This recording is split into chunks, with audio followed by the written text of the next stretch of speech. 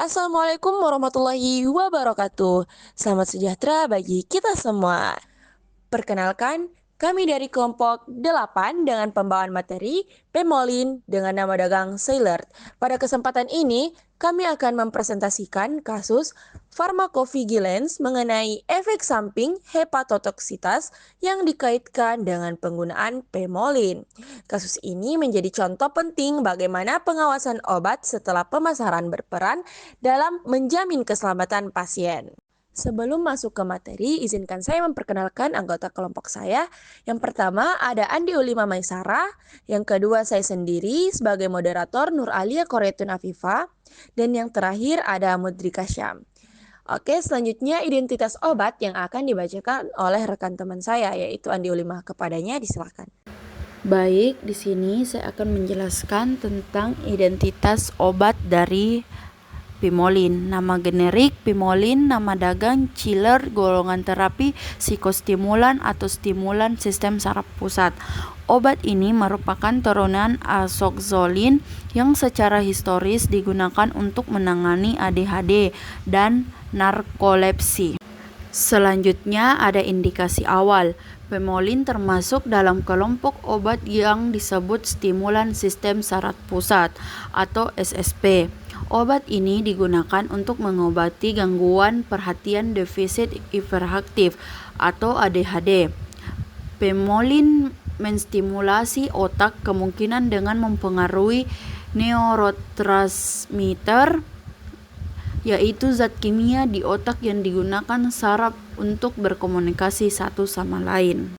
Adapun efek samping serius. Yang pertama, sakit kepala parah, kebingungan, bicara cadel, kelemahan lengan atau kaki, kesulitan berjalan, kehilangan koordinasi, merasa tidak stabil, otot sangat kaku, demam tinggi, keringat berlebihan atau tremor.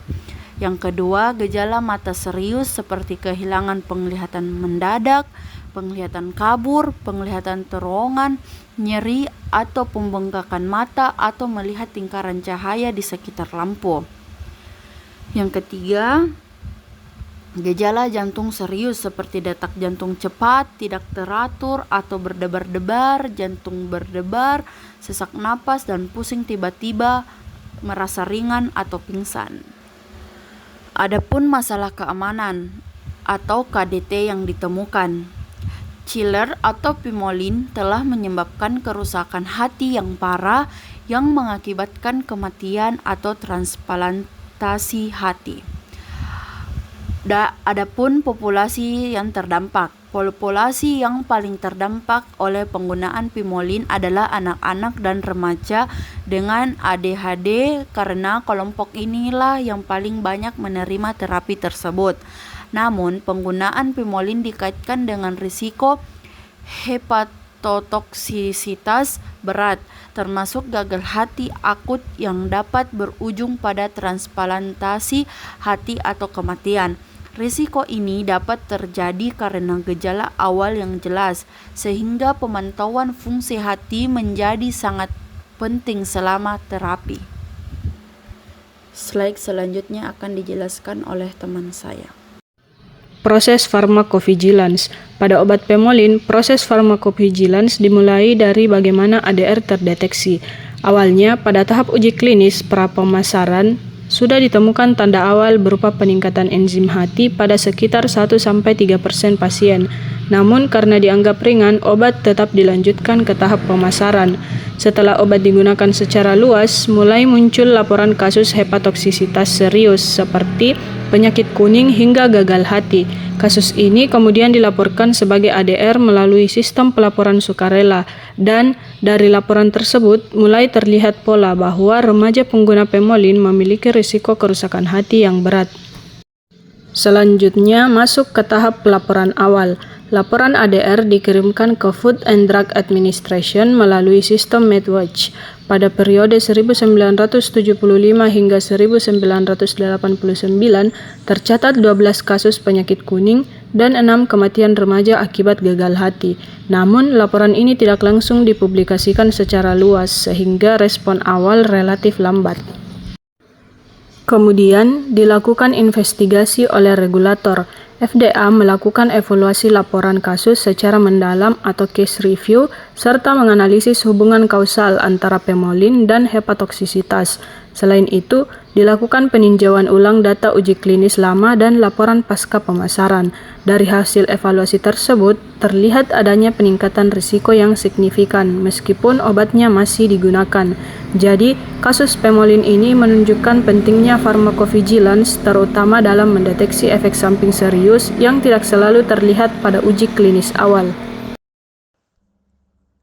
Nah, selanjutnya, investigasi regulator terhadap pemolin dilakukan secara bertahap oleh Food and Drug Administration setelah bermuncul banyak laporan kerusakan hati serius dan kematian pada remaja. Awalnya, FDA hanya menambahkan peringatan keamanan pada label obat, serta mewajibkan pemantauan fungsi hati secara berkala selama terapi. Namun, karena resiko gagal hati bersifat berat dan dapat berakibat fatal, sementara tersedia obat ADHD lain yang lebih aman, FDA akhirnya memutuskan untuk menghentikan peredaran pemolin di Amerika Serikat pada tahun 2005. Keputusan ini diambil karena resiko dinilai lebih besar daripada manfaatnya, sehingga keselamatan pasien menjadi prioritas utama. Selanjutnya adalah pelajaran klinis. Yang pertama, deteksi sinyal keamanan sejak uji klinis sangat penting, yang dimana peningkatan enzim hati pada fase pra-pemasaran seharusnya menjadi early warning untuk pengawasan ketat setelah obat beredar, seperti pada kasus pemolin. Yang kedua, keterbatasan uji klinis pra-pemasaran. Jumlah sampel dan durasi penelitian yang terbatas dapat menyebabkan efek samping langka seperti fatal tidak terdeteksi sebelum pemasaran. Yang ketiga, sistem pelaporan ADR harus kuat dan responsif.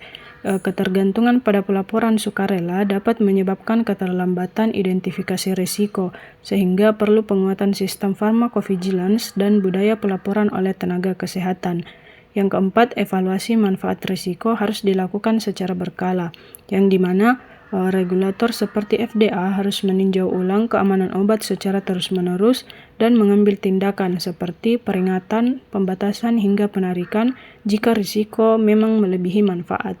Adapun sumber referensi yang kami ambil.